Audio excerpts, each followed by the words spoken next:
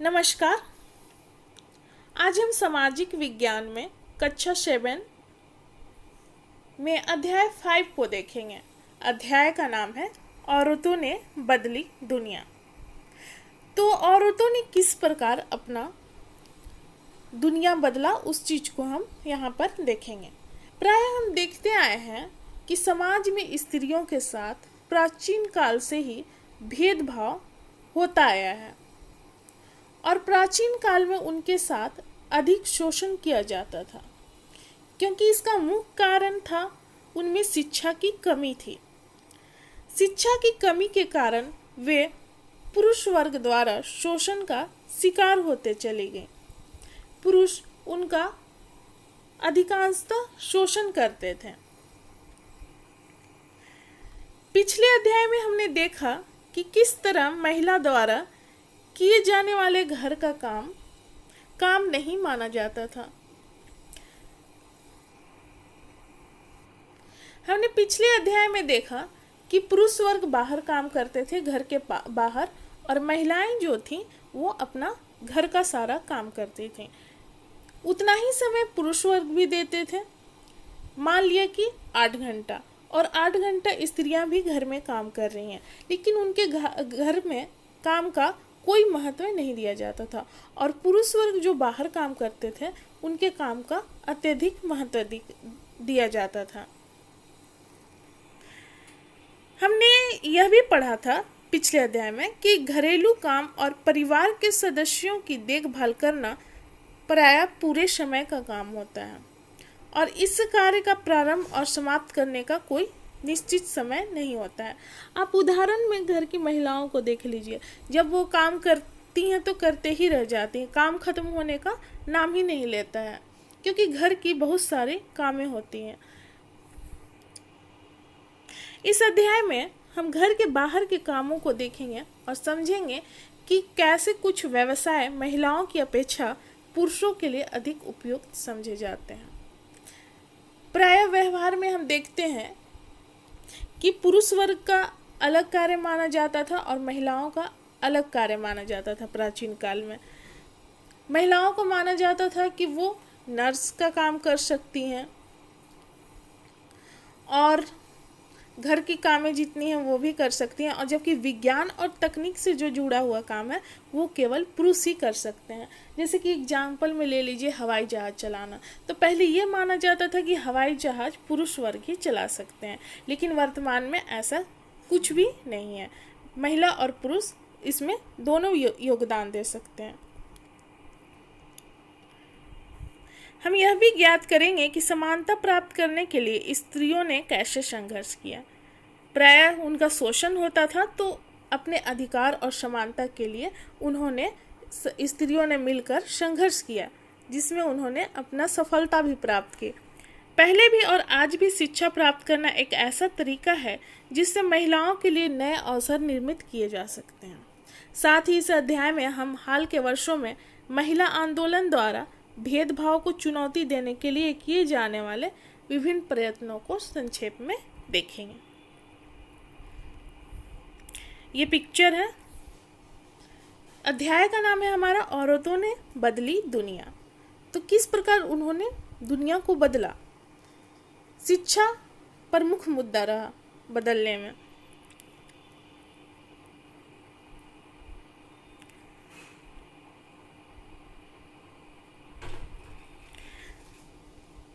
आइए देखते हैं कम अवसर और कठोर अपेक्षाएं। रोजी मैडम की कक्षा के अधिकांश बच्चों ने नर्स के लिए महिलाओं के और पायलट के रूप में पुरुषों का चित्र बनाया, क्योंकि उनमें ऐसी धारणा बना दी गई थी। बच्चों ने इसलिए ऐसा चित्र बनाया क्योंकि उन्हें लगता है कि घर के बाहर भी महिलाएं कुछ खास तरह की काम ही अच्छे तरीके से कर सकती है। जैसे बहुत से लोग मानते हैं कि महिलाएं अच्छी नर्स हो सकती है, क्योंकि वे अधिक सहनशील और विनम्र होती है। इसे परिवार में स्त्रियों की भूमिका के साथ मिलाकर देखा जाता है। इसी प्रकार से यह भी माना जाता है कि विज्ञान से जुड़ा हुआ या तकनीकी से जुड़ा हुआ जितने भी कार्य हैं वो पुरुष वर्ग ही कर सकते हैं। लड़कियां और महिलाएं तकनीकी कार्य को करने के लिए सक्षम नहीं होती है, ऐसी रूढ़िवादी विचार लोगों का मानना है। तो इसी आधार पे बच्चों ने क्या किया कि नर्स के लिए महिलाओं का चित्र बनाया और पायलट के लिए पुरुषों का चित्र बनाया। क्योंकि समाज में ऐसी धारणा प्रचलित है, तो इसलिए बच्चों में भी वह धारणा आ गई। क्योंकि बच्चे समाज से और घर से जुड़े हुए होते हैं, वो समाज का भी उन पर प्रभाव पड़ता है, इसलिए उन्होंने ऐसा चित्र बनाया। अनेक लोग इस प्रकार की रूढ़िवादी धारणाओं में विश्वास करते हैं, इसलिए बहुत सी लड़कियों को डॉक्टर और इंजीनियर बनने के लिए अध्ययन करने और प्रशिक्षण करने में सहायता सहयोग नहीं मिल पाता। लोग और समाज में यह धारणा बनी होती है कि लड़कियां डॉक्टर और इंजीनियर नहीं बन सकती हैं, इसलिए उनको लड़कियों को प्रशिक्षण में सहयोग नहीं मिल पाता है, जबकि उसी स्थान पर लड़कों को पढ़ाया जाता है। अधिकांश परिवार में स्कूली शिक्षा पूरी हो जाने के बाद लड़कियों को इस बात के लिए प्रेरित किया जाता है कि वे शादी को अपना लक्ष्य मान लें। हम अभी भी देखते हैं गांव ग्रामीण एरिया में कि लड़कियों को क्या होता है कि स्कूली शिक्षा 10th तक पढ़ा देते हैं किसी तरह, और उनकी कहीं पर शादी करवा दी जाती है। तो इसमें यही कहा गया है कि स्कूली शिक्षा पूरी होने के बाद लड़कियों को इस बात के लिए प्रेरित किया जाता है कि वो शादी करके अपना घर बसा लें, जो कि गलत है। क्योंकि लड़कियों को पढ़ने ही नहीं दिया जाता है, तो वो उच्च स्थान कैसे हासिल कर सकती हैं। आइए हम झारखंड की महिला लक्ष्मी लाकरा की संघर्ष की कहानियों को देखते हैं। उन्होंने रूढ़ियों और परंपराओं को किस प्रकार समाज में तोड़ा। प्राय समाज में कहा जाता है कि रेल जो है वो आदमी यानी पुरुष वर्ग ही चला सकते हैं, पर झारखंड की एक गरीब आदिवासी परिवार की 27 वर्षीय महिला लक्ष्मी लाकरा ने इस रूढ़िवादी विचारों को पूरी तरह से बदल दिया। उत्तरी रेल की वह पहली महिला इंजन चालक रहीं। लक्ष्मी के माता पिता पढ़े लिखे नहीं थे, पर उन्होंने अपने बच्चे को पढ़ाने के लिए संघर्ष किया, यानी कि लक्ष्मी को पढ़ाने के लिए संघर्ष किया। लक्ष्मी की शिक्षा एक सरकारी स्कूल से होती है। स्कूल में पढ़ने के साथ साथ लक्ष्मी घर के कामों को भी करती है। उसने मन लगाकर और मेहनत से पढ़ाई किया और स्कूल पूरा करके इलेक्ट्रॉनिक्स में डिप्लोमा प्राप्त की। फिर वह रेलवे बोर्ड की परीक्षा में बैठती है और पहली ही कोशिश में वो सफल हो जाती है। तो ये इन्होंने पुरानी परंपराओं को तोड़ा और इन्होंने परीक्षा पास की और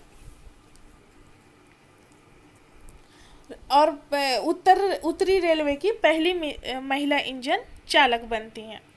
लक्ष्मी कहती हैं कि मुझे चुनौतियों से खेलना पसंद है, और जैसे ही उन्हें कोई कहता है कि यह काम लड़कियां नहीं कर सकती, तो वो उसे करने के लिए ठान लेती हैं। तो यहाँ पर हम इनको देखा हमने कि यह सफलता भी प्राप्त की अपने मंजिल में, और पहली महिला इंजन चालक बनी उत्तरी रेलवे क्षेत्र में।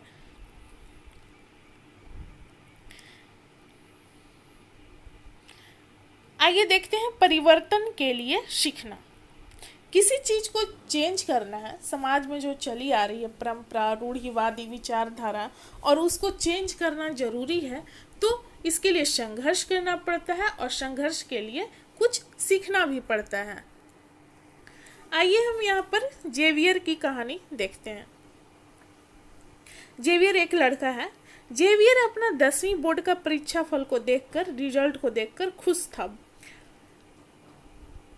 जबकि देखते हैं यहाँ पर कि उसे विज्ञान और गणित में अच्छे अंक नहीं मिल पाता है, लेकिन अपने उसका पसंदीदा विषय इतिहास और भाषाओं में उसने अच्छा अंक प्राप्त किया। जब उसके माता पिता ने रिजल्ट को देखा तो वे खुश नहीं हुए। क्यों नहीं हुए?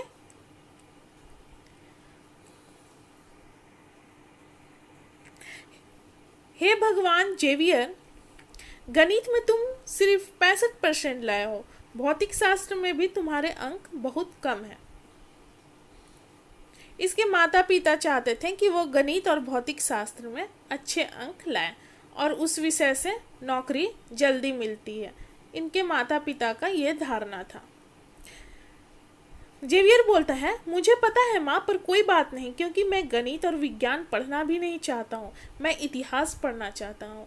क्योंकि इसकी रुचि, जेवियर की रुचि इतिहास में थी, और जबकि इसके माता पिता चाहते थे कि ये गणित और विज्ञान सब्जेक्ट इस पर अधिक ध्यान दे, क्योंकि इसको पढ़ने से नौकरी मिलता है, ऐसा इनका धारणा था। तुम इतिहास क्यों पढ़ना चाहते हो? अपने भविष्य के बारे में सोचो, तुम्हें एक अच्छी नौकरी प्राप्त करनी है। इतिहास से क्या मदद मिलेगा? इसमें कोई भविष्य नहीं है। पर मुझे गणित और विज्ञान अच्छा नहीं लगता, जेवियर बोलता है। समझदारी से काम लो बेटे, गणित ले लो और साथ साथ कंप्यूटर भी सीख लेना।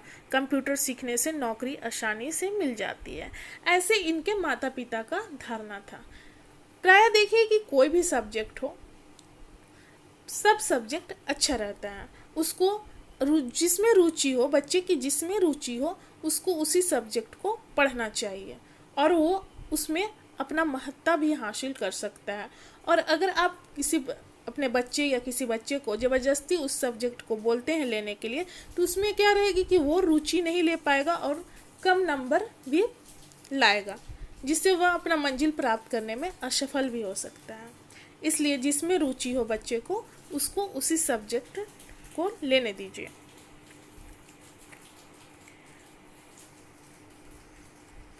वर्तमान में हम देख रहे हैं कि सभी बच्चे स्कूल जा रहे हैं, लेकिन आज हमारे लिए कल्पना करना कठिन है, सोचना कठिन है कि कुछ बच्चे के लिए स्कूल जाना और पढ़ना पहुंच के बाहर की बात किसी समय थी। ऐसा सोचने में लगता है कि क्या सच में उन्हें पढ़ने नहीं दिया जाता था, क्योंकि आज वर्तमान में एजुकेशन में सुधार हो गया है और सभी माता पिता अपने बच्चे को स्कूल में पढ़ा रहे हैं, चाहे वो लड़के हों या लड़कियां। इसलिए हमें सोचने में लगता है कि क्या सच में ऐसा था। परंतु अतीत में लिखना और पढ़ना कुछ लोग ही जानते थे, क्योंकि शिक्षा बहुत कम दिया जा रहा था, विशेषकर लड़कों को ही दिया जाता था, लड़कियों को बहुत कम ही। अधिकांश बच्चे वही काम सीखते थे जो उनके परिवार में होता था या उनके बुजुर्ग करते थे, जो सदियों से चला आता रहा है परिवार में। लड़कियों की स्थिति और भी खराब थी। उन समाज में जहाँ लड़कों को पढ़ना लिखना सिखाया जाता था, लड़कियों को अक्षर तक सीखने की अनुमति नहीं दी जाती थी। यहाँ तक कि उन परिवारों में जहाँ कुम्हारी, बुनकरी, वस्त्र बुनने वाले और हस्तकला सिखाई जाती थी, यह धारणा थी कि लड़कियों और औरतों का काम केवल सहायता करने तक ही सीमित है।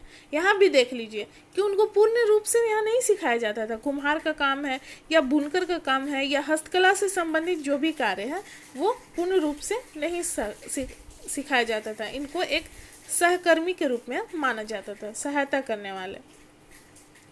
उदाहरण, कुम्हार के व्यवसाय में स्त्रियां मिट्टी एकत्र करती थीं और बर्तन बनाने के लिए उसे तैयार करती थीं।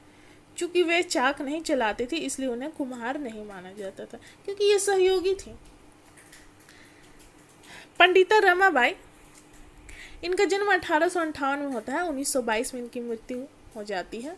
ये अपनी बेटी के साथ है, ये पिक्चर है।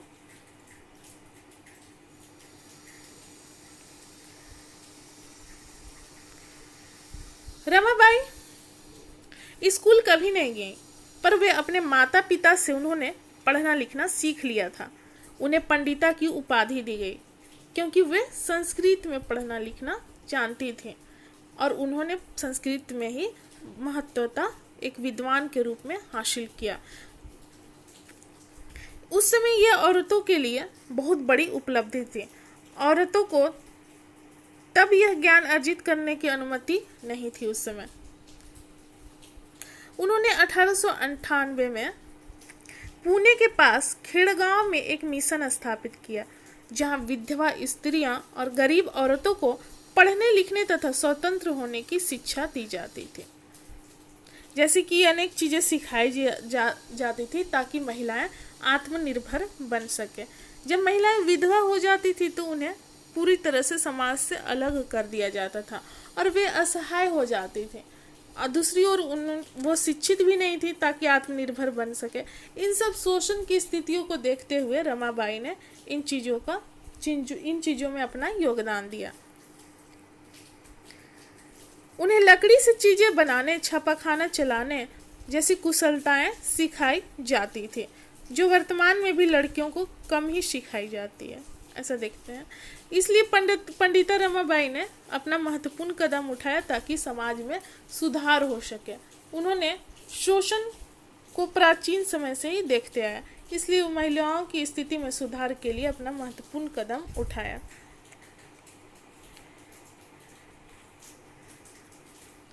19वीं शताब्दी में धीरे धीरे सुधार होता है।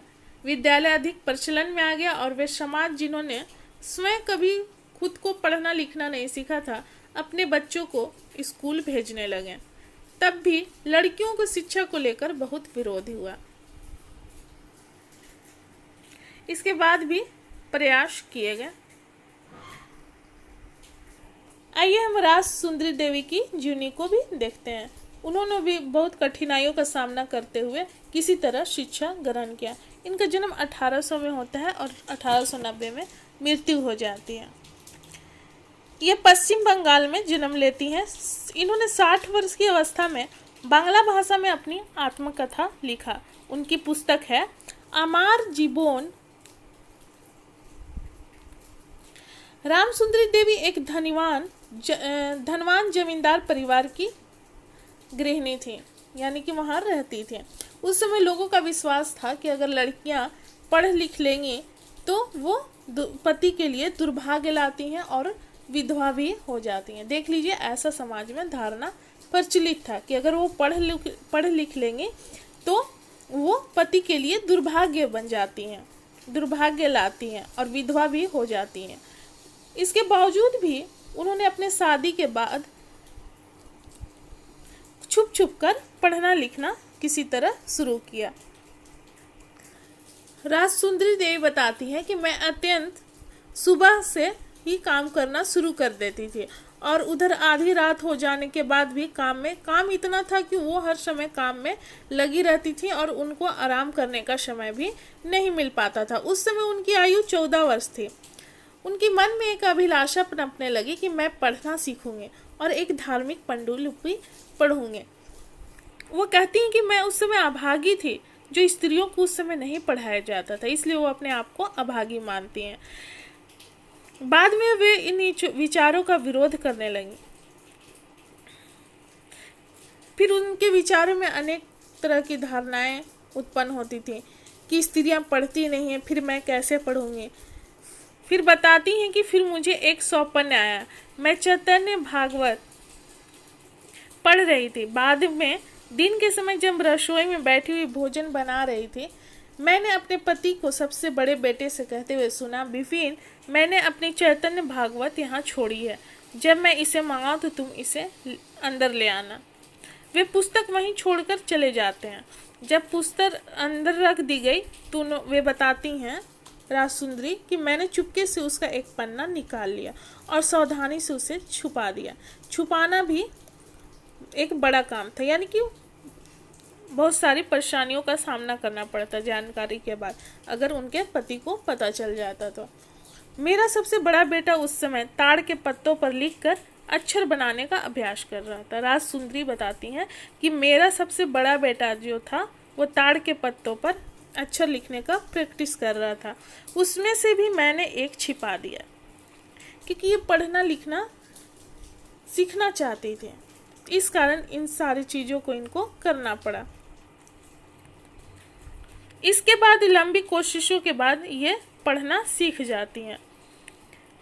फिर पढ़ने के बाद चैतन्य भागवत पढ़ने का इनको अवसर मिला, क्योंकि वो पढ़ना सीख गई थी। अपने लेखन से उन्होंने संसार को उस समय की स्त्रियों के जीवन के बारे में जानने का एक अवसर दिया।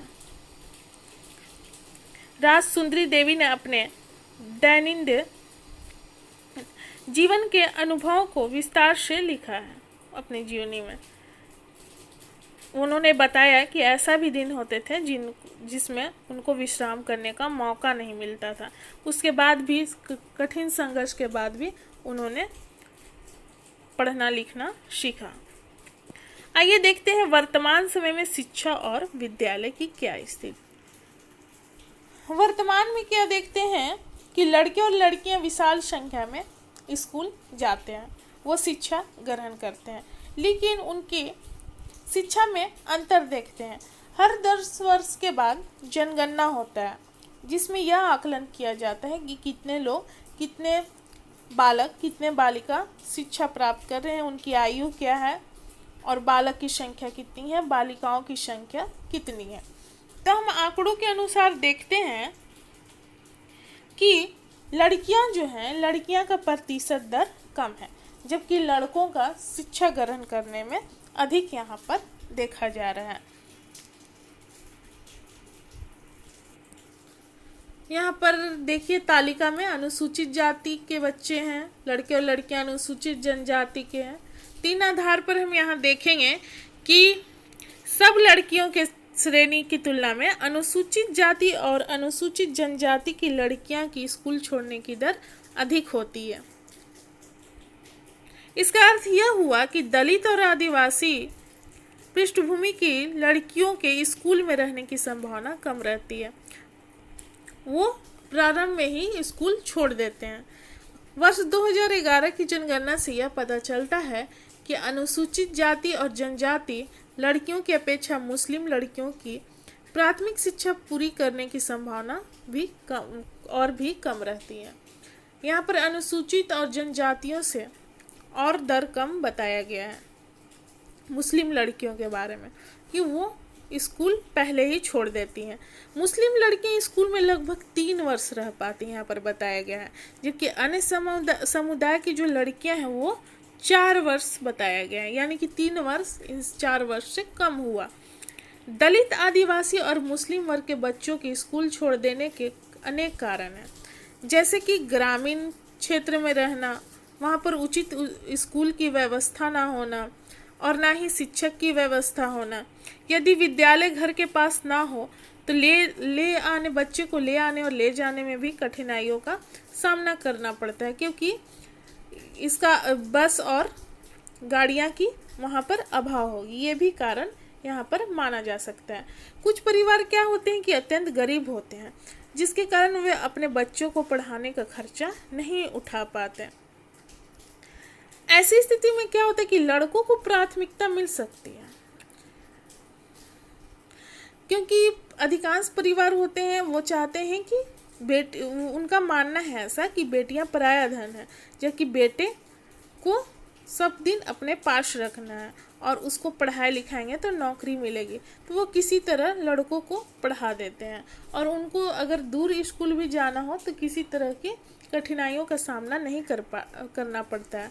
जबकि लड़कियों के लिए अनेक कठिनाइयों जैसे छेड़खानियाँ, अनेक ऐसी घटना है जिसके कारण लोग डरते हैं स्कूल भेजने से, उस समय डरते थे।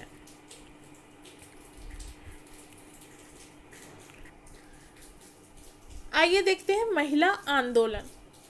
महिला आंदोलन का संबंध क्या हो सकता है?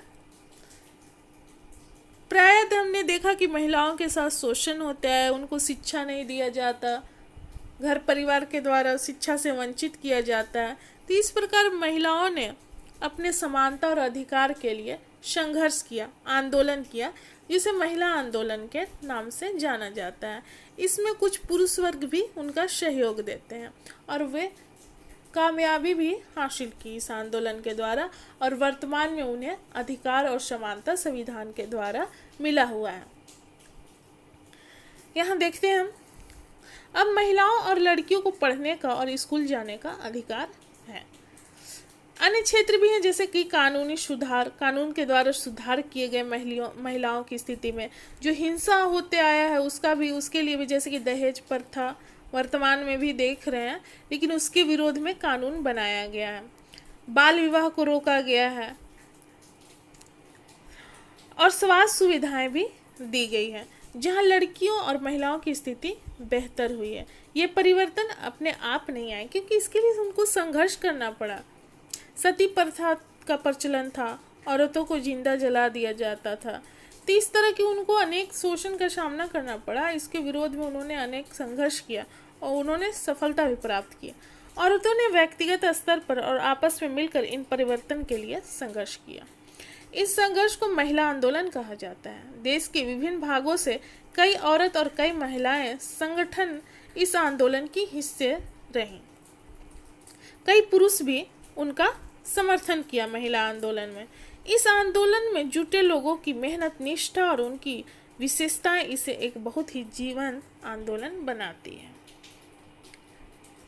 अभियान।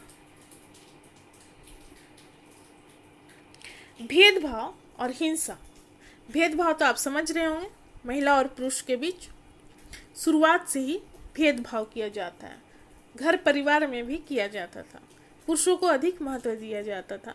हिंसा में अनेक तरह की आ जाएगी, जैसे दहेज नहीं मिल पाता था और महिलाओं को खूब घर में काम कराया जाता था, उनके काम को कोई महत्वता नहीं दिया जाता था।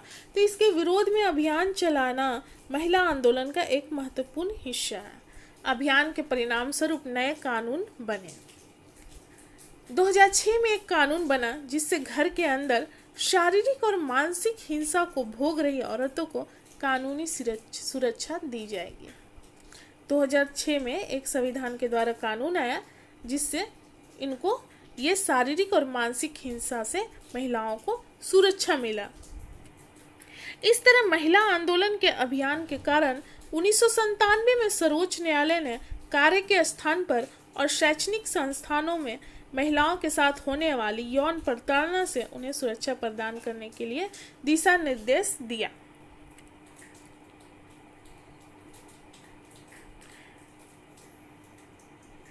इस प्रकार यहाँ एग्जाम्पल हम देखते हैं 1980 में।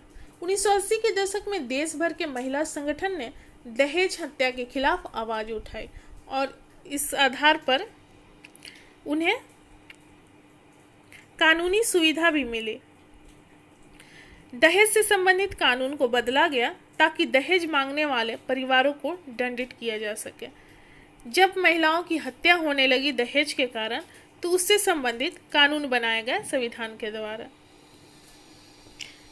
जिसमें यह संविधान के द्वारा अनुच्छेद दिए गए हैं और उसी आधार पर अगर कोई महिलाओं का शोषण या हत्या करता है तो न्याय के आधार पर उन्हें दंड मिलता है। आइए देखते हैं जागरूकता बढ़ाना। जागरूकता कैसे लाया जा सकता है? तो आप अगर समाज को परिवर्तन करते हैं तो जागरूकता लाकर ही कर सकते हैं। एक अकेला कोई व्यक्ति या महिला समाज में चेंज नहीं ला सकते, तो इसलिए जागरूकता बढ़ाया गया। औरतों के अधिकार के संबंध में समाज में जागरूकता बढ़ाना भी महिला आंदोलन का एक प्रमुख कार्य माना जाता था। जागरूकता जब लाया जाएगा तभी आंदोलन का रूप धारण कर सकता है।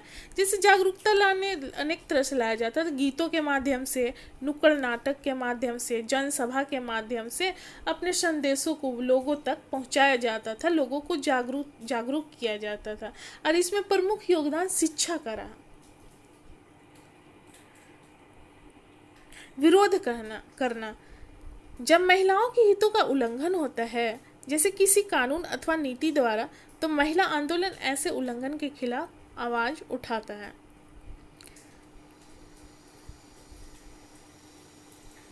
संविधान के द्वारा महिलाओं के हितों में कानून बनाए गए हैं। जब उनका किसी तरह का शोषण होता है, उनके हितों का उल्लंघन होता है, तो समाज के द्वारा इन कानून के आधार पर उसका विरोध किया जाता है। बंधुत्व व्यक्त करना। बंधुत्व का अर्थ होता है एकता, यानी मिलजुल कर रहना। न्याय के अन्य मुद्दे व औरतों के साथ बंधुत्व व्यक्त करना भी महिला आंदोलन का एक हिस्सा है। 8 मार्च को अंतर्राष्ट्रीय महिला दिवस को दुनिया भर की औरतें अपने संघर्ष को ताज़ा करने और जश्न मनाने के लिए इकट्ठा होती हैं। इस प्रकार महिलाओं ने अपना अनेक योगदान दिया और शिक्षा का महत्वपूर्ण योगदान रहा, जिसके आधार पर धीरे धीरे समाज का परिवर्तन हुआ और वर्तमान में स्थिति में बहुत सुधार देखने को मिलता है। तो इस प्रकार महिलाओं ने अपना प्रमुख योगदान दिया और समाज को बदला। और पुरुष के जो व्यवहार स्वभाव है उनमें भी चेंज देखने को मिलता है। और वर्तमान में महिला और पुरुष हर एक क्षेत्र में दोनों मिलकर काम कर रहे हैं, चाहे वह घरे हो या बाहर। इस प्रकार यहाँ हमारा लेसन समाप्त होता है। मिलते हैं अगले वीडियो में। धन्यवाद।